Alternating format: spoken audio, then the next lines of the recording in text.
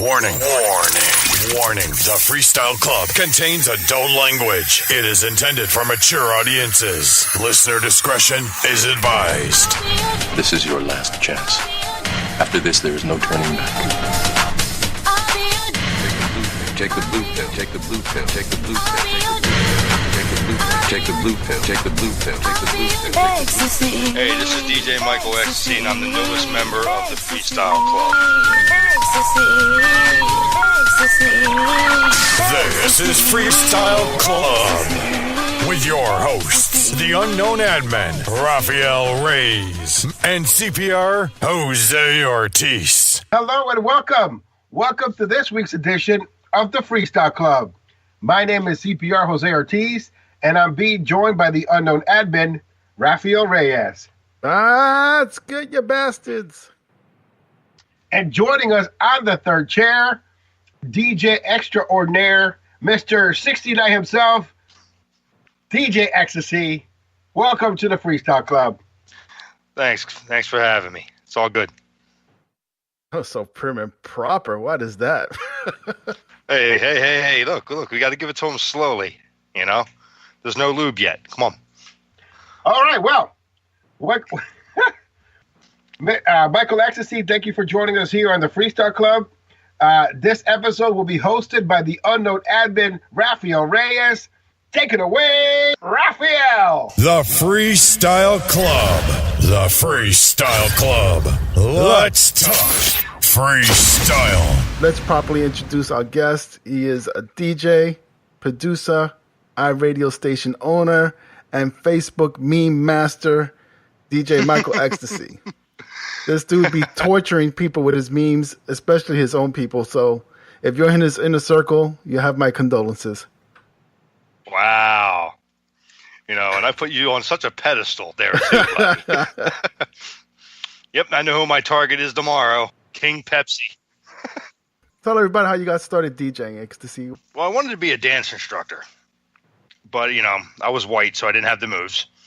So, you know, it's kind of started out basically. My mother got me started in this whole crazy world of DJing way back in 79, back when, you know, music was music. Planet Rock wasn't invented yet.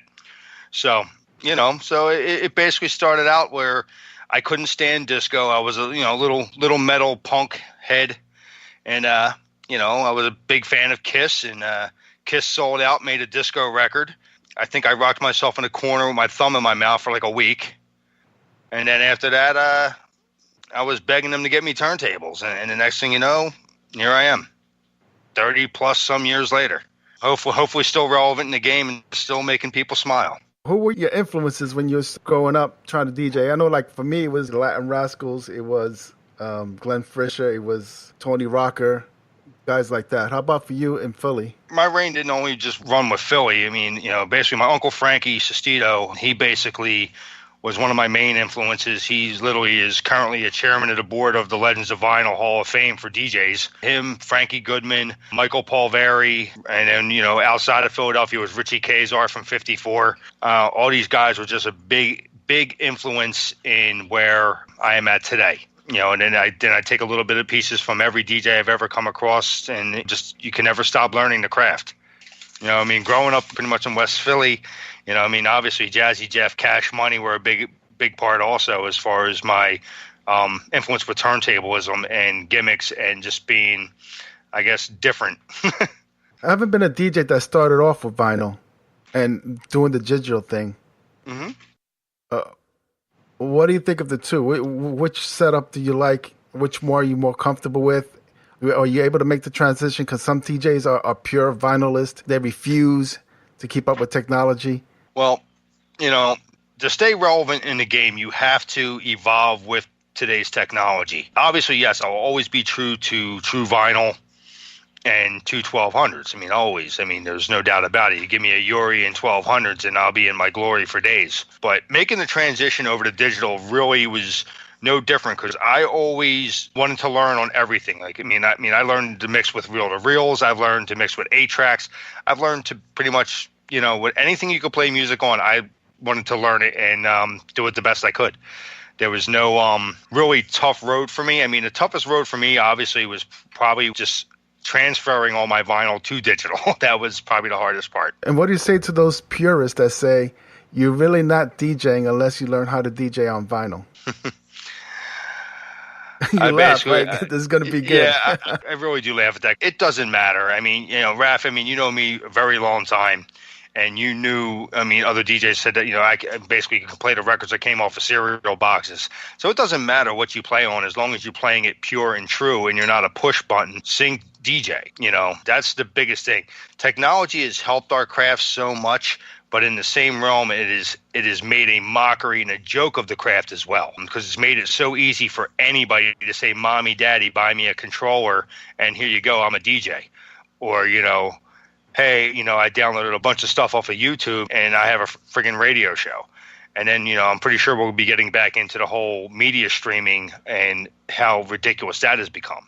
There's an explosion, just to put it mildly, an explosion of Facebook Live DJs out there, and they're using all kinds of various setups and gears. And honestly, I wonder if these guys are just learning, because it seems like they don't know what beat matching is. They don't know how to come in on proper phrasing. Just can't even beat match Planet Rock. Well, that is a very technical record, Raph. That is one of the toughest records to mix. You can't quantize it. You can't sync it. You can't loop it. If I had my choice of erotica, drum band, Plug Me to Death, and Planet Rock by hands down is by far the hardest record I've ever mixed. We both know that CPR loves those long 2-hour Planet Rock mixes back to back. Right now, there are new school DJs right now asking, "Daddy, what is beat matching?" Yes, they are. And in technology today, it'd be called beat gridding, by the way.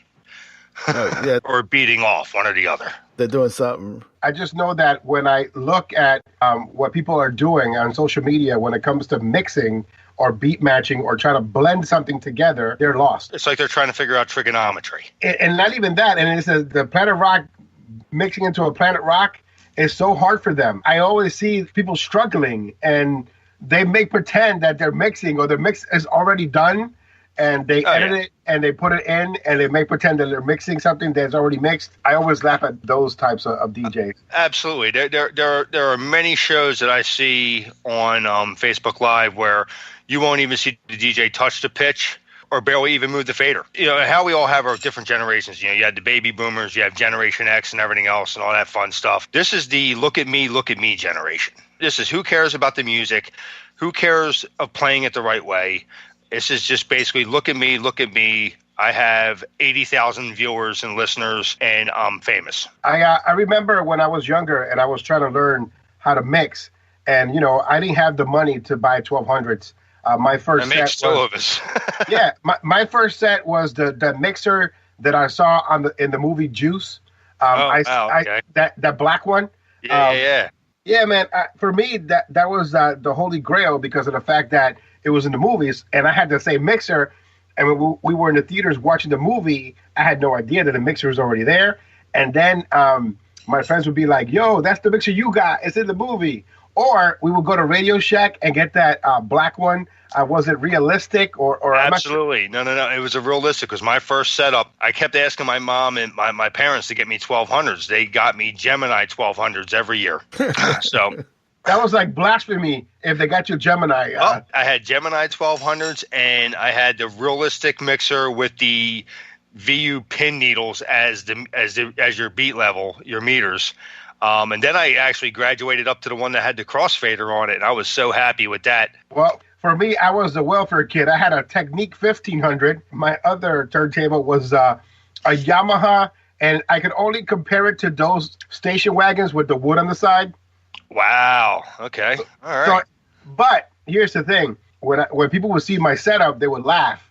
But then when they would hear me mix, they would be like, "Wow, I can't believe that you're creating that sound with those cheap-ass turntables." Exactly. So, but back to basically the question, before, it doesn't matter what you play on. It's how you play. I mean, I learned off of the first turntables I ever touched with Technique 1100As. These things had a magnet on them that would take the fingerprints off your fingers trying to slow a record down. Pitch it on the top. Pitch it on the top. You couldn't pitch it on the top. It had a top hat platter, so you had to put your finger on the flat on the strobe with the little pin dial pitch controls. And then, then we had the Bozak, of course. I mean, anybody who wants to I would say get in this game. I would tell them real simple, go back to the history, go back to play disco, because you're playing with real bands. I mean, you're not playing with bad quantizing. It's not full on the floor where it's predictable. I mean, it's like literally you got to work, basically. You got to know exactly when to bring stuff in. I mean, technology, go back to technology. Technology here counts the BPMs for you. No, go get yourself a stopwatch and count the beats like we did back in the day. I can tell you there are people right now that are like, what is he talking about? I don't understand. And you can hear it in their mix. They don't even know what a BPM is, honestly. I look at some of these setup to say they're creative is an understatement. I saw one guy where he had like 4 laptops and the controller was the size of my iPad mini. And I'm like, dude, are you mixing or are you launching a rocket? I don't understand what he's trying to do there. Mr. Falcon, do you want to play a game? The best thing that I can show folks in regards to learning about beat matching, and the only reference that I can give them is for them to go watch the first season of The Get Down, because great show, great show. One of my favorite shows, and unfortunately it was canceled. It was a Netflix show. But if you watch the show The Get Down, especially that brilliant first part of the first season, they talk about these things that we're discussing now, especially the break. What do you do? What do you do with the crayon? Yeah, exactly. What do you do with the crayon? You take and you mark it so you know where the breakdown is. Where the breakdown is, and I love that. I love that show for that specific lesson. Making sure the get down part is ready to depart. All right. 1, 2, 3, 4. Check. Under the needle. Wait, what does under the needle mean? That means the beat is locked, loaded, and ready to go. Now, that beat is fresh, right? But you're racing against the imminent whackness. So remember, it's all about math, Grasshopper.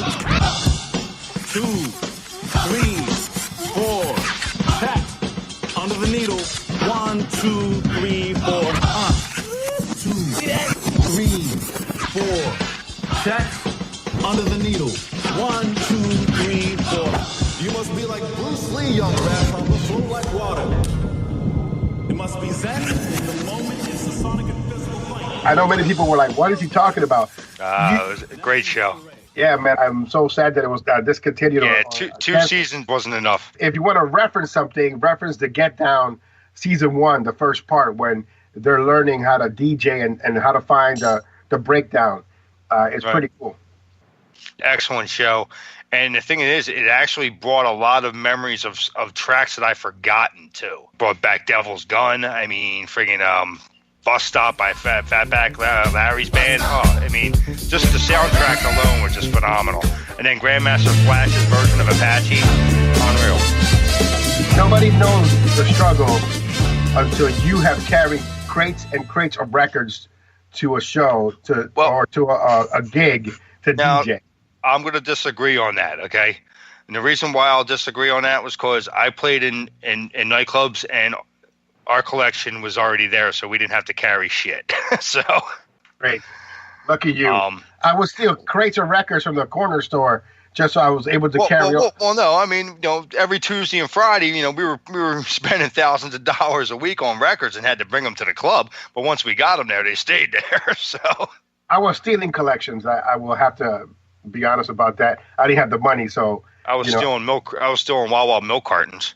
I would buy some. I would steal some. I would trade some. Stealing milk crates. That was our thing back then. Any up and coming, I always anybody that has ever come to me for help or tutelage, I take them back to the basics. I give them 5 records and I make them mix them back and forth, back and forth, back and forth, every which way possible. And when they're wrong, they got hit with a wiffle ball bat. Nice. It's like a dojo. Yeah, that's basically how I taught Veronique how to mix, was just the same 2 records back and forth, back and forth, back and forth until she knew it, inside out without even looking at the screen, without nothing, just listening and pitching with her ears. And that's basically how you got to do it, man. These guys, they are staring at the screen while they're mixing. I'm like, what are they doing? I am honored to have learned the best of how to mix and match the beats in our music. I love the fact that I was taught by people like Jesus the Juice Vasquez that, in this area, he's a legend, and now he's on Facebook Live. He's a great guy. He's amazing. You gotta listen to some of the Juice mixes that he did on cassette. They're legendary. He's the person that taught me how to use the reel-to-reels to mix and to edit. He's that great, and I'm fortunate enough to have had him as a mentor and him teaching me these things. I was fortunate enough to be on a station with him. So yeah, he is a great guy, and I have a lot of respect for his talent as well. Two other guys that people could be watching on the opposite sides of the spectrum. You have DJ Potts, who's a vinyl DJ, and sometimes he'd be putting on those clinics with his 3 turntables. And you have DJ Smooth One, that's a digital DJ on the opposite side. Incredible. So there you got two guys that are putting up good mixes, great mixes, and they do using 2 different types of technology. So it can be done. Just, what you're comfortable with and just knowing the music. Absolutely. And, there's been any given times on my shows as well where I'll switch to regular vinyl from the digital. But, yeah, me and Cliff actually have something planned because I'm going to be taking a trip up there, and then we're going to be doing a little vinyl assassin session with me and him. Oh, that'll be great. You, him, and if we can drag out Bryski from his cave, that'll be awesome, man. Yeah, absolutely. Absolutely. I also want to send a big shout out to DJ Personal. Personal and I go way back to when I first started learning how to DJ. And I remember him and I being a DJ. We used to call him the Skywalker. He was like our master, our Jedi. And he would bring us to the basement of this building that was full of records, and he would teach us how to mix. And I remember that, I became a mentor to Personal because I was a little further along than he was. And so I got to teach him about mixing. And, we've known each other mostly all our lives. He's a great friend of my brother, but to see him now on Facebook Live and being a traveling DJ to multiple iRadio stations, I think it's pretty great. A natural path for DJs such as yourself is to become a producer. So tell me a little bit on what made you want to become a producer. Well, what basically made me want to become a producer was basically because it helped me with my further knowledge of playing. Being able to break down the beats, where they're supposed to be, where things are supposed to come in at certain times. But not only that, it was just pretty much more I got a little bit sick and tired of hearing cookie cutter tracks coming out. Especially like when I really didn't get into producing until the whole freestyle with a kick drum movement came out, EDM. And that's when I started to get more into production. Like I did a lot of remixes and stuff like that back with Polygon and stuff like that, back with some of the freestyle tracks. I had 50 million ghost producers in a room at any time. But it's just being able to take the creativity end that I put into my playing and putting it into production is what kind of made me want to get more into that. And as hopefully we'll see soon with my Santana Twins Ride at 5 mix, that I take a whole different spin on freestyle. Raph, you already heard it. It's just daring to do something different, not to be the same. I don't produce music for the masses or the meat puppets or the sheep. I produce it for what I want to hear. And the way I need. He said meat puppets. Well, like I said, modern day radio is the mass production of sheep that I've ever seen. There's so many artists that are out there that should not even have made it through the birth canal with the songs that are coming out today and getting played. The old story is a record producer walks into a radio station with a CD and an envelope. The radio DJ takes the friggin' envelope, listens to it, and says, yeah, this is number one. Throws the CD in a pile. You never even hear the song, but it makes number one.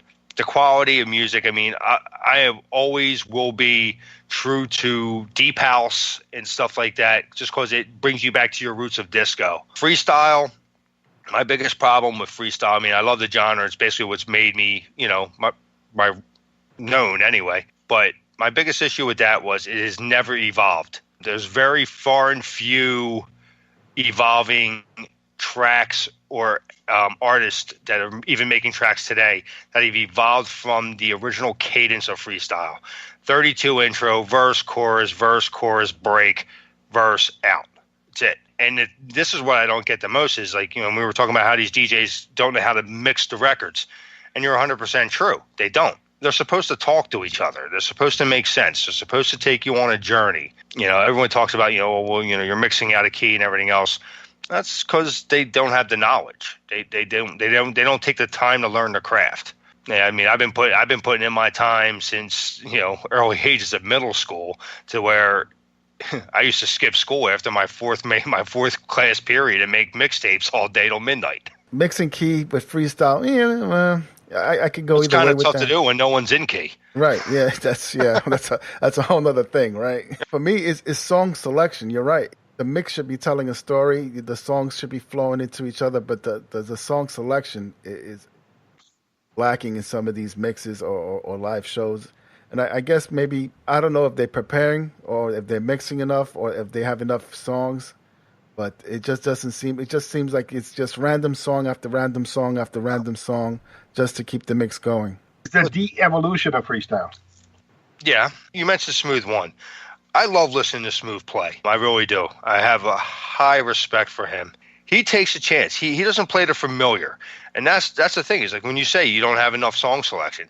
Well, yeah, you don't, because there's only the same 40 top freestyle songs you can play so much. There was a point in time, if I heard On the Loose one more damn time, I was going to jump off a bridge. Oh, my God. So there was a lot of good freestyle, don't get me wrong, and there still is. I mean, like Pain. When Pain came out, I thought it was basically being reinvented when Pain came out. The stuff that Pain was putting out was just so deep and dark and just like haunting that it gave you a feeling of hope again. And then all of a sudden, what else came out after them, really? I think I stopped basically, let's see, my first son was born, I was 20. That's pretty much when I stopped playing freestyle. That happened to me too. It was the early 90s where I switched genres and when my son was born, that was basically 1 or 2 more years after that. But I didn't play any freestyle during that period. I was playing house. Absolutely. Like for me to do a freestyle set now, I have to be in a mood, and it's very far and few. So you have mentioned you're doing a mix for the Santana twins for the Ride at 5, and I find it interesting that you're actually producing the mix from scratch. That is correct, yes. I see a lot of DJs, some of them, I'm not going to mention any names, but they're giving like old mixes, 5-year-old, 10-year-old mixes in some cases, and they're turning those in. And here you are, here you are making something from scratch. So I really love that concept, and I don't understand why. If you got a chance to shine, dude, shine and make it. Tell them, hey, give me a couple weeks so I can come up with something really good for you guys instead of giving them something that's been heard before. There's no rush on this. I started this back in June. To let people know, what is the Ride at 5? The concept of the Santana twins Ride at 5. Because there may be some people that may not be aware of this Ride at 5 concept. They would be better to explain their whole concept and their idea of what they're doing. But what they're doing is they're giving select DJs a showcase to just to be on their stuff, and then they take off. They take like the last 10 minutes of the show. It's only a half-hour show. They take the last 10 minutes to display their new edits, new material that's been coming out and stuff like that. Which is a really cool concept because a lot of this stuff, a lot of people aren't going to get a chance to hear because it's not going to make mainstream radio. So you're only going to hear it on mix shows. What they're doing is really cool. Like their very first episode was with one of my all-time idols in freestyle producing, and that's Carlos Barrios, one of my all-time favorites. And I listened to his session, and it was just it was just magical because it's Carlos Barrios. It's done in his style. It's like it's funny when you hear the new running, you know who it is. You know it's Carlos Barrios the minute you hear it. There's no question about it. You were saying like a lot of these guys who've done their mixes and they've all been decent and else, but a lot of these guys, they just take edit after edit, or they'll take the best versions of the dubs and stuff like that, and they just mix it all together to make it sound like a bunch of noise. And it's just I wanted to be different. I wanted to be different, and I talked to Luis, and I said, look, this is my vision. This is what I want to do. He says, as long as it has freestyle elements in it. I said, don't worry. I'll put just hit me in there once in a while. It'll be fine. We'll see where it goes. I mean, some people are going to dig it who have an open mind, and some people will be like, well, where's the original?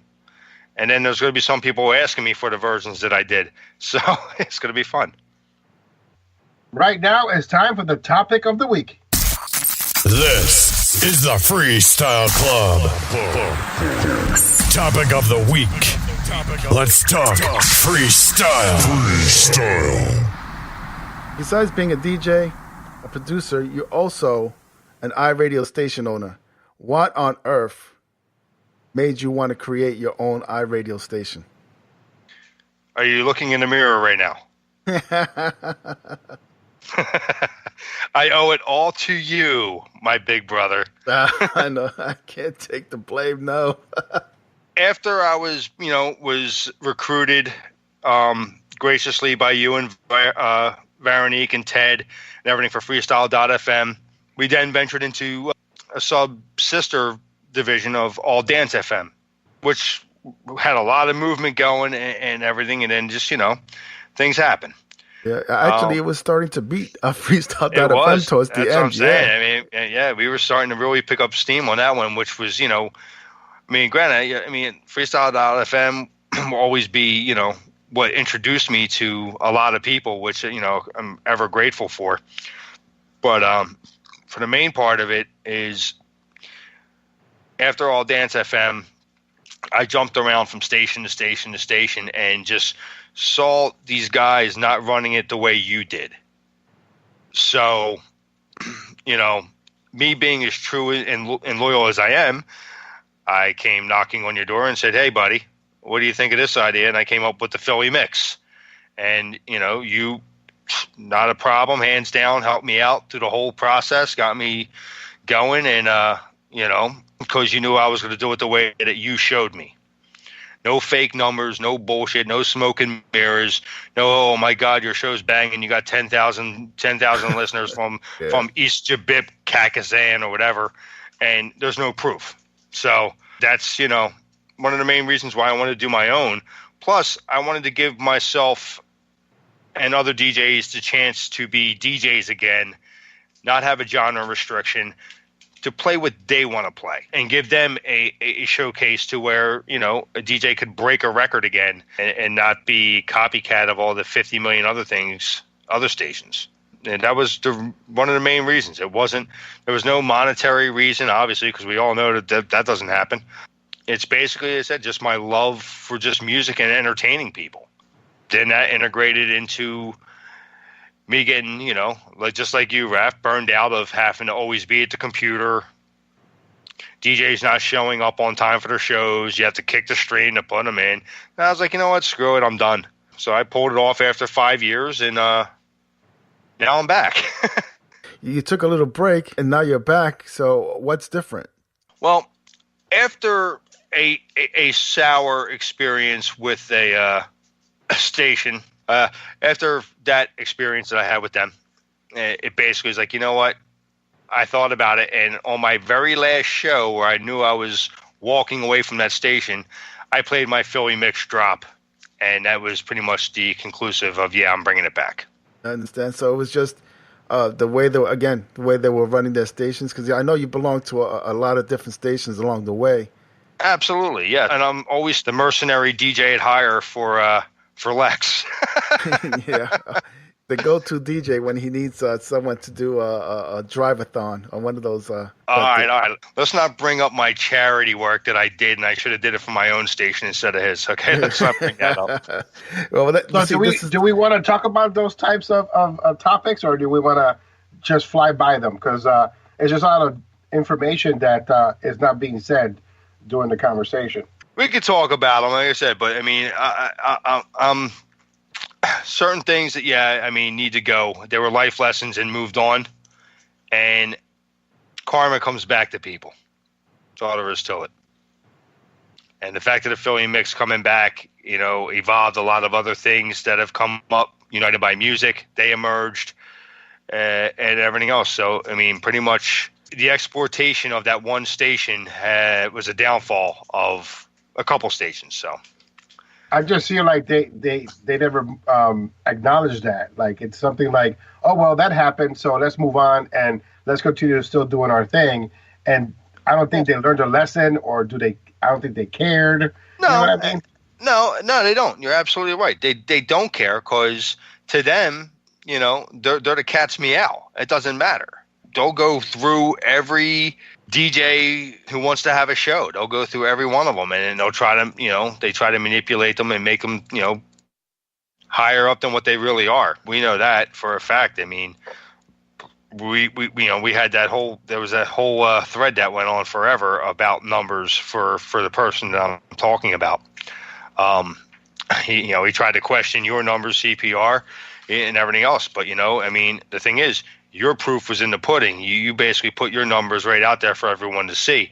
And if you didn't, Raph would have found a way to put them up. So it's fine because, Raph does his homework and people don't understand that he's the unknown admin for a reason. He's behind the scenes in a lot of these stations. Do you think that act of putting numbers up and letting people know the truth is a bad thing to do? Because for some reason, it didn't put us in a good light or in favor of doing the right thing. It felt like we were the bad guys for letting people know the actual truth versus that imaginary number that they always put out. Any person who speaks the truth's the bad guy.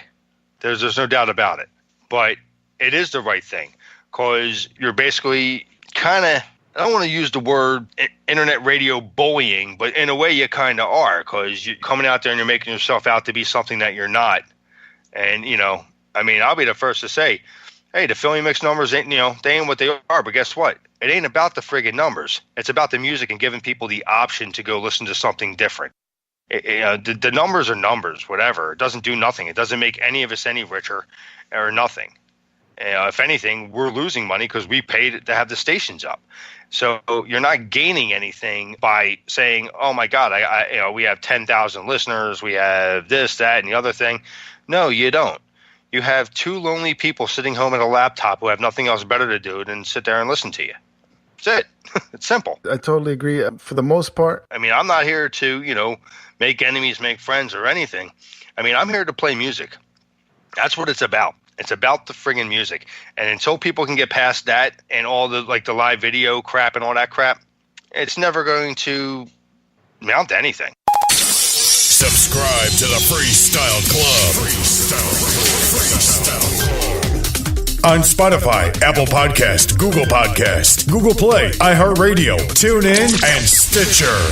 Visit thefreestyleclub.com, CPRsClubhouse.com, and DaUnknownAdmin.com. The Freestyle Club. The Freestyle Club. Let's talk freestyle. Like I was saying earlier, I totally agree. For the most part, I just stay in the background and I look to see how stations are doing, to see if they're trying something new, if they're just sticking to the old stuff, if it's just the stations on autopilot. And when that person came into my Facebook page and started spewing all these things, it's one thing for you to tell your audience on your page whatever you want. That's your business. But when you come on my page, I can't give you a free pass. I just can't. And you notice at the end of all that, you have people fighting back and forth. But when I put up the station's actual numbers, that was the end of the conversation. Yeah, that was the end of the conversation. You didn't hear a peep from the other side after that. Nope. Well, and then you were unfriended and deleted and everything else after that too. Yeah, but to me, the drawback was that we lost someone that was allegedly a friend of ours or down with us some way, somehow, from back in the day on Freestyle.fm. And they just like, well, I'm done with this click now, so I'm going to unfriend you guys because you guys have never been anything to me. And then they press that unfriend button just because we put the real numbers out. Okay. Well, hey, truth hurts, But the thing is I understand that was his station and he was defending his station, but he knows us. He knows we don't play around. When we say something, we mean it. If we say that a certain thing is A, it's because we researched it and we know that it's A, it's not B. So he should have known. But again, he was trying to defend the station, but what he said was, I looked in the group and there was no such thing. That conversation never happened. Well, dude, you're not in the inner circle to know what's going on. You're a new DJ there. Mm-hmm. You don't know what's going on behind the scenes. Yeah, and as you well know, Ralph, I've always forwarded you some of these messages that freestyle artists or people behind the scenes get from this individual from the radio station. Something that we just choose not to really get into or publicize. I just hate bad information. It's just my biggest pet peeve because I was also a person. News. I was also a person that was on an iRadio station, and the person on the iRadio station would tell me, you had 10,000 listeners, and please send me $20 so I'm able to keep the station going. And that happened for so many years, and I knew it was bullshit, but, after a while you start like, you know what, I don't want to continue living this lie, you know what I mean? So you tell myself, listen, I know the truth, I just give you the money because I know you don't have none, but, it just sucks that it's just this big facade, and is a big melting pot of nothing. Absolutely. Absolutely. It all goes back to the look at me generation. Absolutely. And if you tell the truth, if you present facts, you're not seen as someone with knowledge. You're seen as a hater or someone that's trying to bully. And it doesn't make any sense. You can't continue that conversation. You just have to cut it off and let them go on. And then if people believe it, they believe it. It's on them. In this specific topic, iRadio stations, I'm with the guy. Rafael Reyes is the guy. Absolutely. He's the guy. He's the iRadio station. Just the thought of him has me touching myself. Oh, my God. Nice. But Rafael Reyes is the guy. There would be no iRadio stations, multiple, if he is the what do you call it? The beginning point of something? The alpha? He's the alpha of iRadio stations. Especially, is he the omega too? Especially when it fucking comes to freestyle. How many iRadio stations and how many boards did Rafael Reyes build for other people? There's countless. Yeah, I don't have enough toes to count. He not only did he do whatyoumissing.com, did not only do freestyle.fm, all dance FM, but a lot Philly of them the Philly Mix. He did. I believe he helped out Legends of Freestyle. I said he was there to help everybody, even Freestyle Fanatics, I believe, weren't you, Raf? Yeah, Freestyle Fanatics. Oh yeah, which that was the station I was told that I scratched too much, so I shouldn't be on the station because there's no scratching in freestyle. Yeah, that's another. Oh wait, somebody else said that too. Yeah, he's in his grandmother's basement at the moment. Okay. Oh my God, yeah, that's the thing that as an iRadio station owner, dude, you pick the DJ. Ask the DJ to be on your station for a reason. It's because you believe in him. Let him do what he does. Yeah, especially when the DJ has like pretty much manually your highest numbers, and you say, "Oh no, he scratches too much. Get rid of him." Which is a stupid thing to do because that ruins the art. So it's okay to edit to the point where it's not like somebody's choking, right? But you can't scratch. I mean, that makes no sense. So what's the point of being a DJ and mixing and having an art form? To me, it was more of a personal thing because there was another DJ that was on the station who's incredible, DJ Destruct, phenomenal DJ as well, very talented, very good turntablist, and he remained on the station. So it was more of a personal thing. Whatever, so be it. As an iRadio station owner, guys, your product is the DJs. Treat them right. Tell them the truth. Tell them what they're doing. If they're only getting 10 listeners or 20 listeners, let them know so they can try to and build up their audience more. If you tell them they got 10,000 listeners, what's the incentive for that DJ to go out and promote himself even more? There's no reason to. If you got 10,000 listeners. If you got 10,000 listeners, you're not on iRadio. You're on regular radio. Exactly. So, and what it is. I got 10,000 listeners. It's an ego stroke, so people just go with it, and that's part of the problem too, I could tell you at Freestyle.fm, we never peaked over 1,000 concurrent listeners. Nope. I know that too, because you showed me the numbers. Yeah, and I could tell you if there's any stations out there that has a seal saying they pay royalties, I can guarantee you they don't. They're not even breaking 100 listeners. No. Because there's no royalty company that exists that can handle that many listeners. They just can't. One of the reasons we closed, the big reason that we closed is that we had so many listeners that we went through 3 different companies as they shut down because they couldn't keep up with the demand. That bill was like $900, $300 a piece. That was insane. Oh my God! What was it? Loud City? Was that the one? Well, at first it was SWCast that got sued by the music industry for not paying their royalties. So we had to find another one that was Loud City. And then we went from Loud City to the stream license. Right, yeah. But stream licensing couldn't handle. They don't have a package in place to handle us. No. So that's how I know. And I contacted them recently, and I told them, listen, and I gave them like a third of what we were getting on Freestyle DataFM. I told them I get it anywhere between 100 to 150, maybe 200 listeners tops, and they're saying, sorry, we can't license you. No, well, we were a pretty big package to handle. But I'll be happy to say, and I'll have to say right now that the Philly mix currently, and I'm not one of them, has 3 listeners right now. Right. So I think a big part of that is that the game has changed. It's no longer about iRadio stations, the only way to listen to music, but like it was back when we had Freestyle FM. Now Facebook Live has taken over. Oh, jeez. And so Facebook now Live. It's no more lying about the station numbers. It's lying about your viewing numbers. It's ridiculous. And so now the iRadio stations know for a fact that they're not getting any listeners, even with the apps. They're not getting anyone to listen to them at all.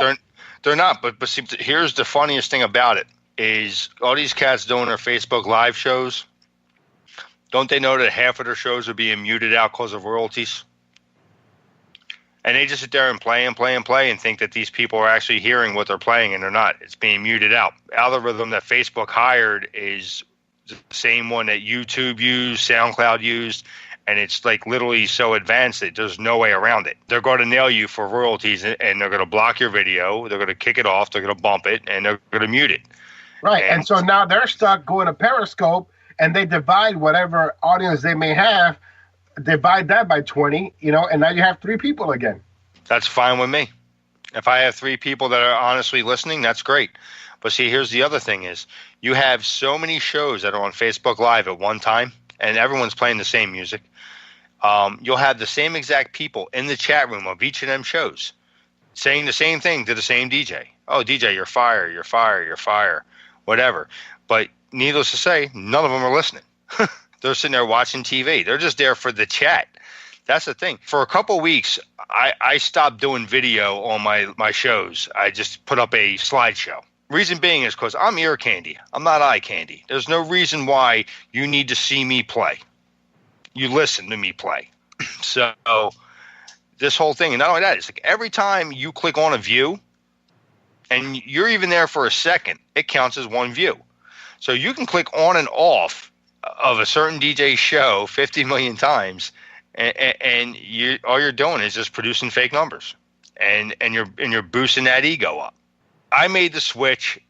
I have no intentions of ever going back to Facebook Live, even if they do allow the royalty thing to go through. I don't see it happening. They're probably, if they're smart, what they'll do is they'll make a whole nother platform and they'll make people pay for the subscription. People who play freestyle don't like to pay for shit. So yeah, that's true. Tune in next week to the Freestyle Club for the exciting conclusion.